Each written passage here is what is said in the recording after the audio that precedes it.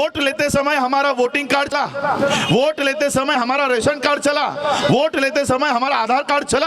अब नागरिकता देने की बात आई तो वोटर कार्ड नहीं चलेगा, आधार कार्ड नहीं चलेगा, पासपोर्ट नहीं चलेगा। ये कह रहे हो अगर हमारा वोट लेते समय हमारे ये कार्ड चल रहे थे और आज अगर ये इनवैलिड हो रहा है तो सबसे पहले इस सरकार को इनवैलिड घोषित करना होगा। अगर हमारे वोट नहीं चल रहे तो उस वोट के ऊपर बनी हुई ये सरकार भी नहीं चलनी चाहिए। ये प्रधानमंत्री हमको कहता है कि किसको नागरिकता देंगे और किसको नहीं देंगे। अरे तू क्या हमको नागरिक बनाने का दर्जा देगा? तू अगर हमको नागरिक नहीं मानता तो हम भी तेरे को प्रधानमंत्री मानने को तैयार नहीं है, हम भी तेरे को प्रधानमंत्री नहीं मानते।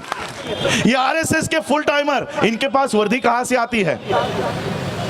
इसलिए मोदी को हटाकर नहीं होने वाला, अमित शाह को हटाकर काम नहीं बनने वाला।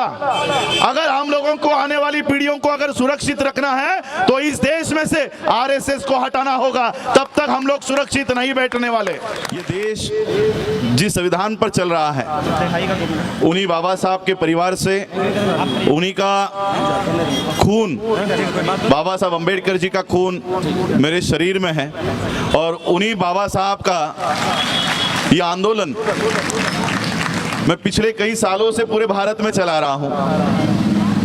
2014 से 2015 से हम लोग इस बात का प्रचार कर रहे हैं कि भारत का संविधान खतरे में है, भारत का लोकतंत्र खतरे में है, लेकिन उस समय हमारी कोई बात नहीं सुनता था। एडवोकेट्स हमको पूछते थे ऐसा थोड़ी होगा, संविधान हटाना कोई मामूली बात थोड़ी है।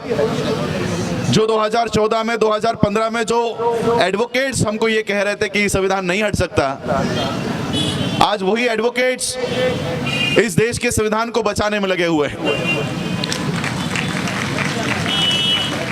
उस समय हम लोगों को डर था 2014 में 2015 में, क्योंकि इनकी बीजेपी की आरएसएस की सारी चाल हम लोग देख रहे थे। आप लोगों को शायद आज पता चला हो, मैं 2013 से इस बात का प्रचार कर रहा हूं कि बीजेपी ने ऑलरेडी एक संविधान तैयार करके रखा हुआ है और उस संविधान के तहत वो इस देश के एससी, एसटी, ओबीसी और मुसलमानों को पीटने का काम करने वाले हैं, हमारे अधिकार हटाने का काम करने वाले हैं। लेकिन उस समय हमको हमारी बातों को कोई सीरियसली नहीं ले रहा था। लेकिन आज देखो, उस समय मुझे डर था, जिस समय संविधान के पक्ष में कोई खड़ा नहीं हो रहा था उस समय मुझे डर था। लेकिन आज मुझे आप लोगों को देखकर यह लग रहा है कि ये 5 साल 10 साल छोड़ो, आने वाले 1000 सालों तक बाबा साहब के संविधान को कोई हाथ नहीं लगा सकता। ये आप लोगों के वजह से आज मुझे सिक्योरिटी मिली है।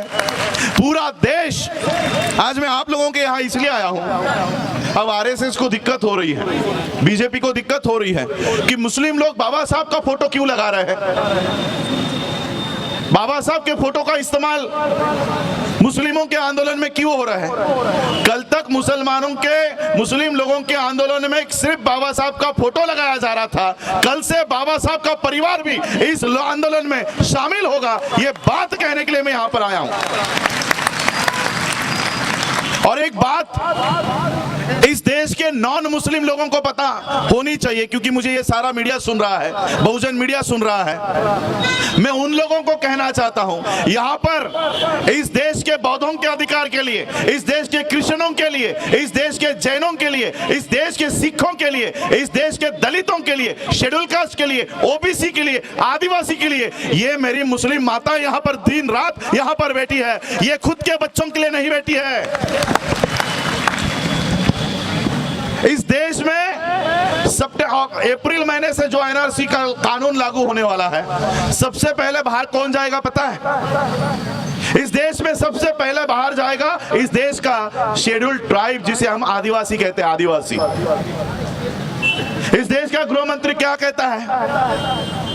इस देश में एक रजिस्टर तैयार किया जाएगा और उस रजिस्टर में इस देश में जिसके पास 24 जनवरी 1971 के 24 मार्च 1971 के पहले के डॉक्यूमेंट जिसके पास होंगे, सिर्फ उसी को उस रजिस्टर में लिखा जाएगा और जिस व्यक्ति का रजिस्टर में नाम होगा सिर्फ उसी को सिटीजनशिप दी जाएगी।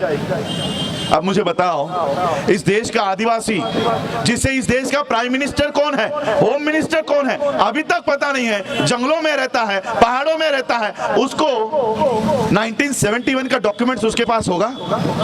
नहीं है। तो क्या ये सिर्फ मुसलमानों का सवाल है? ये जो कानून लागू हो रहा है, मैं आप लोगों को बताना चाहता हूं, पूरे मीडिया को बताना चाहता हूं, ये क्या है। 1925 में आरएसएस की स्थापना हुई। आरएसएस ने उस समय इस देश को हिंदू राष्ट्र बनाने का एक कसम, एक बीड़ा उठाया है, और 100 साल के पहले इस देश को कानूनी तौर पर हिंदू राष्ट्र घोषित किया जाएगा। और वो कैसे घोषित किया जाएगा? पाकिस्तान से, बांग्लादेश से, अफगानिस्तान से आए हुए जो लोग हैं, वो 31 दिसंबर 2014 के सारे लोगों को इस देश की नागरिकता दी जाएगी। 31 दिसंबर 2014 तक के सारे भारत के बाहर से आए हुए लोग इस देश में नागरिक बन जाएंगे। और इस देश के जो लोग हैं, जो SC, ST, OBC के लोग हैं, माइनॉरिटी के लोग हैं, अगर 1971 के पहले के डॉक्यूमेंट उनके पास नहीं है तो उनकी नागरिकता जाएगी। अब मुझे बताओ, पाकिस्तान से कोई मुस्लिम यहाँ आ रहा है क्या? क्या कोई सिख आया है? क्या कोई जैन आया है? क्या कोई बौद्ध आया है? कौन आ रहा है? हिंदू आ रहे हैं। आसाम का हमारे पास सारा ब्यौरा है।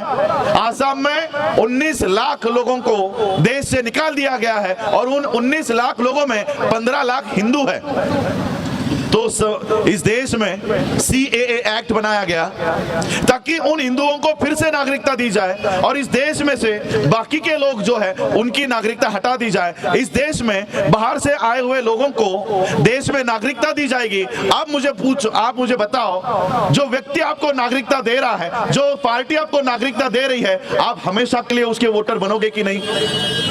अब बीजेपी अगर पाकिस्तान के, अफगानिस्तान के और बांग्लादेश के लोगों को यहाँ पर नागरिकता देगी तो हमेशा के लिए, पीढ़ी दर पीढ़ी ये लोग बीजेपी का बटन दबाते रहेंगे, और इस तरह से हमेशा के लिए बीजेपी इस देश में सत्ता में रहेगी, क्योंकि वो नागरिक को नहीं लेकर आ रहे हैं, वोटर्स लेकर आ रहे हैं जो बीजेपी को वोट देंगे, और इस देश के लोग जो बीजेपी के अगेंस्ट में है उनके वोटिंग राइट हटा देंगे।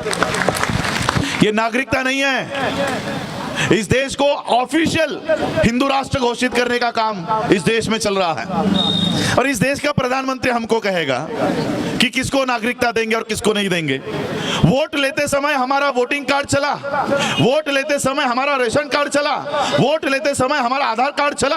अब नागरिकता देने की बात आई तो वोटर कार्ड नहीं चलेगा, आधार कार्ड नहीं चलेगा, पासपोर्ट नहीं चलेगा। ये कह रहे हो अगर हमारा वोट लेते समय हमारे ये कार्ड चल रहे थे और आज अगर ये इनवैलिड हो रहा है तो सबसे पहले इस सरकार को इनवैलिड घोषित करना होगा। अगर हमारे वोट नहीं चल रहे तो उस वोट के ऊपर बनी हुई ये सरकार भी नहीं चलनी चाहिए। ये प्रधानमंत्री हमको कहता है कि किसको नागरिकता देंगे और किसको नहीं देंगे। अरे तू क्या हमको नागरिक बनाने का दर्जा देगा? तू अगर हमको नागरिक नहीं मानता तो हम भी तेरे को प्रधानमंत्री मानने को तैयार नहीं है। हम भी तेरे को प्रधानमंत्री नहीं मानते। ये लोग हमको बताएंगे कि इस देश में कौन रहेगा और कौन नहीं रहेगा। इस देश की आजादी के लिए, इस देश के स्वतंत्रता के लिए हमारे पूर्वजों ने अपना खून बहाया है। आरएसएस के लोगों ने एक नाखून तक कटाया नहीं होगा। वो लोग हमको कहेंगे कि इस देश में किसको रखेंगे? ये तुम्हारे बाप का देश है। ये आज इस देश में मैं आप लोगों को कहना चाहता हूं कि ये आंदोलन केवल एक समुदाय ने लेकर नहीं हो, इसमें हल नहीं मिलने वाला। इस देश के क्रिश्चियन, आज सुबह ही हमारी कॉन्स्टिट्यूशन क्लब में मीटिंग चल रही थी और वहां पर पूरे देश भर में हम इस आंदोलन को आगे लेकर जाएंगे। पूरे देश भर में इसी तरह का आंदोलन खड़ा करेंगे। जब तक CAA एक्ट वापस नहीं लिया जाता तब तक हम इस देश में इसी तरह से आंदोलन करते रहेंगे। कोई हम लोग इसमें बदला अमेंडमेंट और नहीं चाहते। इसको रोल बैक करना होगा और रोल बैक करने का काम मैं कर रहा हूं। मैं यहाँ के राष्ट्रपति के पास निवेदन नहीं दे रहा, मुझे जितनी चाहे अरेस्ट करना है कर लो। यहाँ के होम मिनिस्टर को, यहाँ के प्राइम मिनिस्टर को हम लोग कोई निवेदन नहीं दे रहे। बाबा साहब अंबेडकर जी ने जाते जाते हम लोगों को ऐसी ताकत देकर गए हैं कि इस देश का बुद्धिस्ट, इस देश का मुस्लिम, इस देश का सिख, इस देश का जैन, ये सारे लोग माइनॉरिटी कमीशन के अंडर आते हैं। और इस देश के माइनॉरिटी को बचाने के लिए पूरे वर्ल्ड में एक बहुत बड़ा प्लेटफॉर्म है। हम वहां पर जाकर निवेदन दे रहे हैं और पूरे वर्ल्ड में इस आंदोलन को वहां पर लेकर जाने का काम कर रहे हैं। मैं खुद 1 अक्टूबर 2019 को वॉशिंगटन DC में जाकर United state commission for international religious religious freedom के सामने यूएस कमीशन को मैंने 1.5 घंटे तक मेरी मीटिंग चली है और वहां पर निवेदन दिया है कि किस तरह से इस देश को एक हिंदू राष्ट्र बनाने का काम चल रहा है, हमारे हक और अधिकार किस तरह से छीनने का काम इस देश में चल रहा है, ये सारा वहां पर बताया है। और अभी पिछले 2 हफ्ते पहले मुझे न्यूज आई है कि यूएससीआईआरएफ ने इस देश के प्राइम मिनिस्टर और इस देश के होम मिनिस्टर